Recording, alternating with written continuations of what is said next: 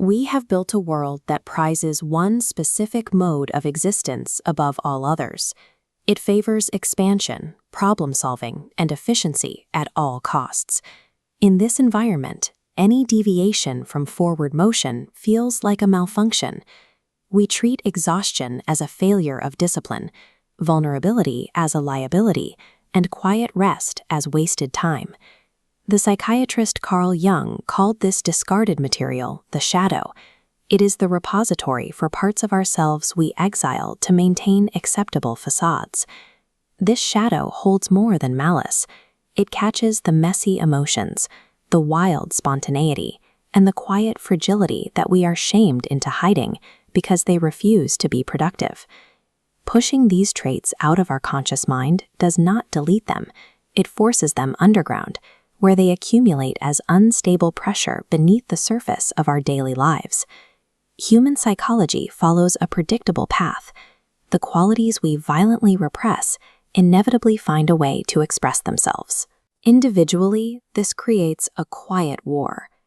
The person who rigidly controls every hour suddenly burns out, or they find themselves hijacked by the wildness they tried to starve. This dynamic scales upward. When an entire group refuses to acknowledge its own capacity for darkness, it projects that darkness onto an external other. By locating all the evil in the enemy, the group grants itself permission to commit atrocities in the name of purity. The friction in our streets and our feeds follows the same cycle of projection. When we spend our lives disowning our own darkness, we eventually find ourselves surrounded by enemies who appear to embody it. Ancient Chinese thinkers recognized this dynamic thousands of years ago. They viewed the relationship between yin and yang as a ruthless, observable law of physical reality. Look closely at the Taiji 2 symbol. The central line curves into a wave, indicating these forces are locked in a fluid, constant exchange. The dots inside each half suggest no state can exist without the seed of its opposite already growing. Lao Tzu observed this paradox directly. He noted that the exact moment we define something as beautiful, we instantly create the category of ugly. The perception that defines good requires the existence of bad to give it meaning. Because the two halves are logically required to define one another, the attempt to destroy the dark half actively generates more chaos. This ancient logic found a strange confirmation in 20th century physics. As architects of quantum mechanics like Niels Bohr began probing the subatomic world, they ran experiments on light, expecting a clean, logical answer. Instead, they found a contradiction. Light behaves as a continuous wave in certain contexts and as a discrete particle in others.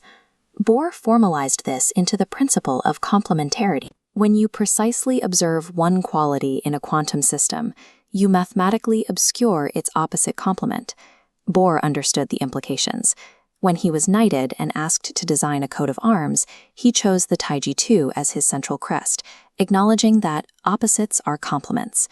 The subatomic architecture of the universe actively resists pure, isolated states. Reality itself refuses to pick a side. We often mistake balance for a state of rest, a frozen 50-50 split.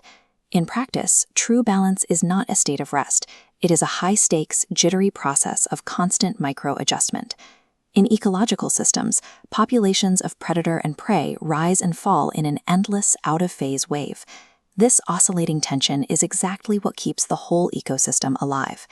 Healing these psychological distortions requires us to trade the pursuit of purity for the pursuit of integration. Integrating the shadow means giving our exiled, uncomfortable qualities a legitimate seat at the table before they force their way into an illegitimate one. Becoming a complete human requires sustaining the messy, dynamic dance of both halves.